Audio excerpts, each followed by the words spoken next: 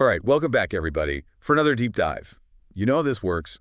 You bring the sources, and we'll help you get through all the craziness. Absolutely. This time, we're going to be looking at the aftermath of Ohio State's just brutal loss to Michigan. Yeah, I think the thing that is really striking is just the intensity of the reaction. This isn't just like your typical post-game, shucks, we lost kind of disappointment. Right. This is raw emotion, real anger, people even calling for, a total program overhaul. It's really palpable. Yeah. This is the Buckeyes' fourth straight loss to their arch rivals. Yeah. And it wasn't even close. Nope. Ohio State was favored by over 20 points. A lot of points. Michigan was coming in with a bunch of injuries. Yeah. I mean, almost nobody predicted this. Yeah, this was not on anyone's bingo card. And the sources that we have, we've got, fan reactions, we've got expert analysis, we even got some whispers coming from inside the program. And it all paints this picture of, like, a program in crisis. Yeah. Okay, so let's unpack this. One of the things that we keep seeing pop up is frustration with the offensive strategy. Particularly, like, the insistence on running the ball, even when it was so clearly not working. Yeah, it's wild, isn't it? You would think, given all the talent that Ohio State has at the skill positions, receivers, quarterbacks, you'd think they'd be passing the ball more. Right. But the numbers tell a totally different story. Like, they had a 15% rushing success rate against Michigan. So that basically means, for every 6 times they ran the ball, they only gained meaningful yardage, like once. It's like they were trying to fit a square peg in a round hole over and over again. Yeah. And the fans are, like, understandably furious. And they're pointing to Ryan Day, his coaching philosophy, this idea that he wants to, like, establish this tough identity. Yeah, and it's a noble goal, I guess. But the execution was just so clearly lacking. Yeah. A lot of sources suggest that this, like, stubbornness, this clinging to the running game, it played right into Michigan's hands. Their defensive line, they were just dominant. And Ohio State's O-line, they've been battling injuries all season long, and they just couldn't get anything going. No, it's true. I mean, the O-line problems are a recurring theme throughout all of this. They just couldn't, like, push the defensive line back at all. Nope. And then you add in Will Howard's performance. He throws 2 just back-breaking interceptions. Yeah. And there's this debate, like, was he even fully recovered from that head injury he got earlier? Oh, yeah. That's a really good point. I mean, some sources are arguing that after that hit, it really, like, changed how he played. He went from looking, a little shaky but okay to just, like, completely falling apart in the second half. Yeah.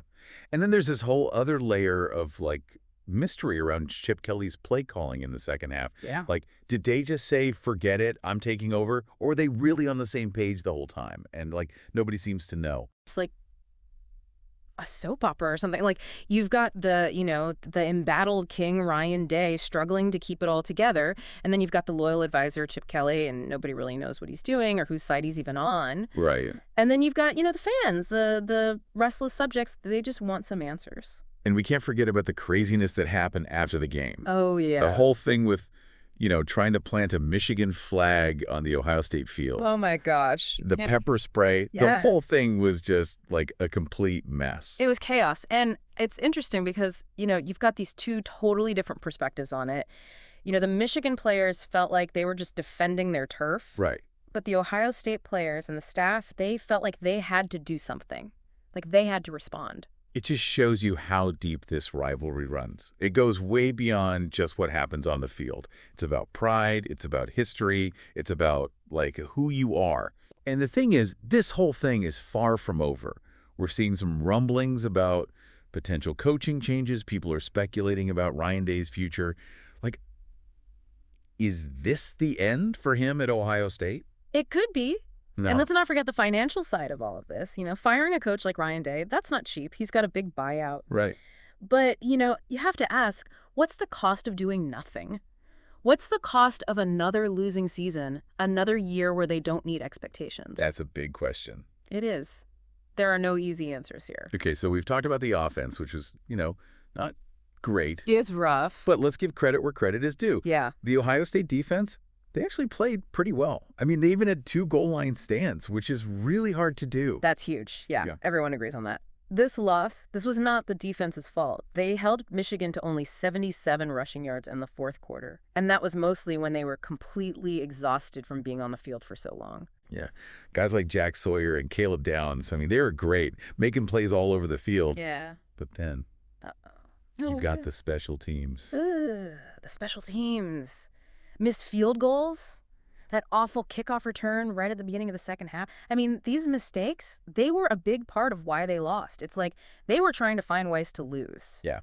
It's like on top of all the on-field mistakes, there's just this feeling that something bigger is wrong. Totally. Like a lack of focus, Yeah. a lack of discipline. Like energy. We're seeing stuff from our sources that describe the team as like lackadaisical and uninspired. Oof. Those are not words you want to hear. No. And those point to a potential leadership issue. Right. So you've got this perfect storm brewing. You've got questionable coaching decisions. You've got players making mistakes. You've got special teams blunders. And then like this overall feeling of like, Blah. It's a recipe for disaster. And, well, that's what happened. Yeah. Okay, so we've laid out the groundwork here. We've talked about the game, the key moments, all the places where Ohio State messed up. Yeah. Now, let's get to the really interesting stuff. Okay, let's do it. The fallout, the speculation, what's next for the program. Yeah, that's where it gets juicy. This is where it gets really, really interesting. Okay, so we just spent a lot of time talking about, what happened on the field, or really what didn't happen on the field. Right. But the real thing that everyone's talking about is Ryan Day's future. Like, can he actually lead this team? Yeah, I think the sources that we're looking at today, they show like a really split fan base. Yeah. Some people, they're like totally behind Day. They point to his record, his recruiting, his like track record with quarterbacks. They say, look, he's earned the right to try to fix this. Right. He deserves more time. Don't overreact, that kind of thing. Right. Like sometimes those quick reactions don't really work out the way you want them to. Exactly.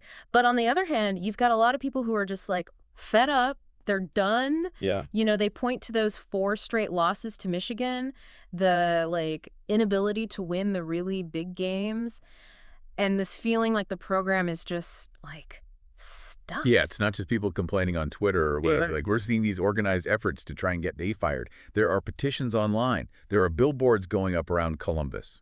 It's kind of amazing, actually. This whole grassroots movement, like they really want to change the direction of the program. Yeah, and it just shows how much Buckeye fans care. Absolutely. They're not just going to sit back and watch. They want to be heard. They absolutely do. And they're making sure that they are heard, that's for sure. Okay, so let's get into specifics. All right. What are people actually saying about why they want Day gone? Well, yeah, obviously the Michigan losses are a huge part of it. I mean, that rivalry means so much, and losing 4 times in a row, it just, like, destroys people's faith. But beyond that, a lot of the complaints are about, like, a perceived lack of, like, killer instinct. Like, this sense that Day is just a little too cautious, too scared to take risks. Like he just doesn't have what it takes to win the big one. Exactly. They look at other top programs, and the coaches there just seem to have this, like, extra edge, this ability to adjust and outsmart their opponents when the game is on the line. Yeah, like they're playing chess, not checkers. Right. And there's this worry that Day is just, like, too married to his system, too inflexible. Okay, so it's not just about wins and losses. They're questioning his actual coaching ability. Yeah, they point to his play calling, his adjustments during the game, his, like, inability to change things up when it's clearly not working. The sources we're looking at, they bring up that whole thing about running the ball against Michigan over and over, even though it was so obviously not effective. Yeah. Or the play calling in the second half. It was just confusing. Yeah, people were left wondering what the plan even was. Yeah. It just left a bad taste in people's mouths, like a missed opportunity. This feeling that day is the one holding the team back. So it's deeper than just X's and O's. It's about leadership. It's about the culture of the program. Yeah, some sources are even saying things like, the team seems lackadaisical or uninspired. Ouch. Yeah, not good. And that, like, points to a problem with leadership. Yeah. Okay, so clearly this is a really complicated situation. Oh, yeah. There are good arguments on both sides. But just the fact that we're even talking about this shows you how much trouble the program is in. Absolutely. I mean, the expectations at Ohio State, they're massive. Right. And when they don't meet those expectations, people get upset. Okay, let's try to look at something a little more positive for a minute. Right. We've been focusing on all the bad stuff. But there is a tiny bit of good news. Oh. Even after all this, Ohio State still has a chance to make the playoffs. Really? It's crazy, right? This team with all its problems, they could still end up playing for a national championship.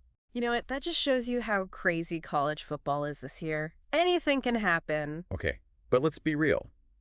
Can this team, with all the drama and everything going on, can they really pull it off? Yeah, that's the big question, isn't it? Looking at all the sources, there are a lot of different opinions. What are people saying?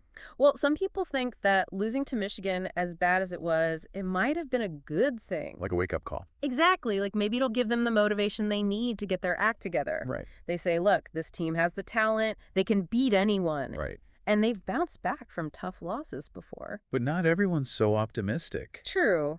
Some people think that the damage is already done. Like that loss to Michigan, it was just too much. Like mentally. Yeah. They say the team is missing leadership. They're not consistent. They're just like fragile. So it's like a battle between hope and doubt. Yeah, I think that's a good way to put it.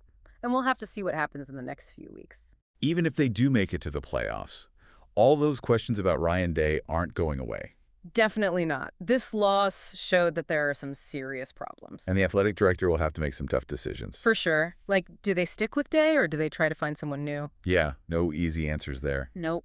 It's a big risk no matter what they decide. Okay, so as we move into the last part of our deep dive, let's think about this. Okay. What does all of this tell us about Ohio State? Like, what kind of program are they? Yeah. Are they okay with just being good?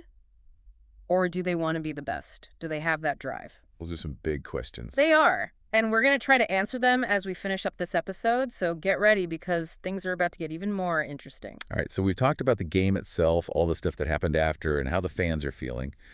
But there's one more thing we need to look at. Yeah, there is. And that's the money side of all this. The money, yeah. Because we all know college football is a huge business.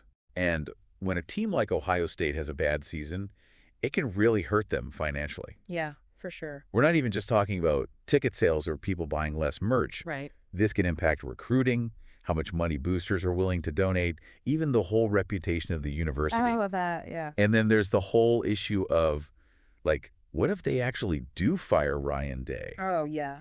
That would cost a ton of money. Mm-hmm. His buyout is probably millions of dollars. Millions, yeah. And then you have to hire a new coach, pay their salary, get them a staff, maybe even help them move. It all adds up.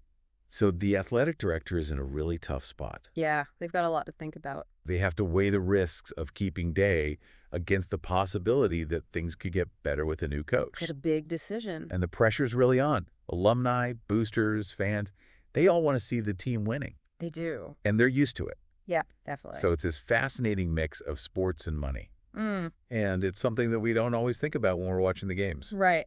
It's easy to forget about all that. So let's dive into this financial side a bit more. Okay. What would it actually cost to keep Ryan Day? Not just in money, but like what else could they lose? Yeah. And then what would it cost to get a new coach? And could that actually help the team? It's a huge gamble either way. A huge gamble with a lot riding on it. Definitely. This could change the whole future of Ohio State football. Okay, so let's try to sum all this up. Okay. We've looked at a lot of different angles of this story. How the team played, the controversies with the coaches, how the fans are feeling, and now all the financial stuff. It's a lot, yeah. And what it all boils down to is Ohio State is a program that's trying to figure out who they are.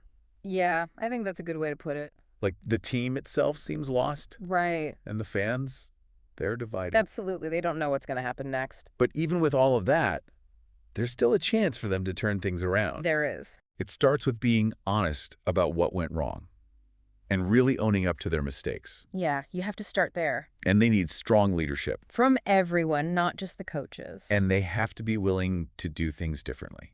Have a clear plan for the future. A shared vision, yeah. And, of course, the fans need to keep supporting them. That's so important. Their passion, their loyalty, that belief in Ohio State football, that's what makes this program special. Totally. So, as we finish up this deep dive, we want to leave you with something to think about. Okay. What does it mean to be a champion? Yeah, that's a great question. Is it just about winning no matter what? Or is it about something more, something deeper? Yeah, like what do you stand for? Is it about never giving up when things get tough? About sticking to your goals no matter what? about working together towards something bigger than yourself? I think those are all important. We want you to keep thinking about these questions long after this deep dive is over. Because, what really matters at the end of the day isn't just about the score. Right. It's about what your team stands for and what they leave behind, their legacy. I think that's a great place to end it. Thanks for joining us for another deep dive. We'll see you next time. See you then.